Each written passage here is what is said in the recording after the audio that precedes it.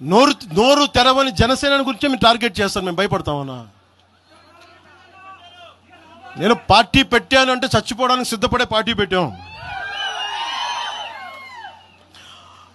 ఒక కాంగ్రెస్ నాయకుడు I love Pakistan డిబేట్లో మాట్లాడే ఒక కాంగ్రెస్ నాయకుడు ఈరోజు మీడియా ముందుకు తీసుకొచ్చి పవన్ కళ్యాణ్ ప్రెస్ మీట్ పెడితే పీస్ అండ్ హార్మనీ దెబ్బతింటుందని కామెంట్ చేస్తా ఉన్నారు.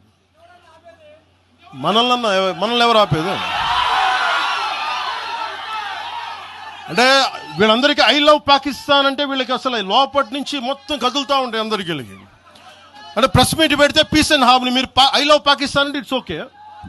when I want to do a press address saying then it is an issue for you, law and order issue. అది పెహల్గామ్లో ఇంతమంది ఉగ్రవాదులు చంపేస్తే ఈ సోకాల్ కాంగ్రెస్ నాయకుడు ఎందుకయ్యా మాట్లాడలా? ఎందుకు మీరు నోరు మెదపలా?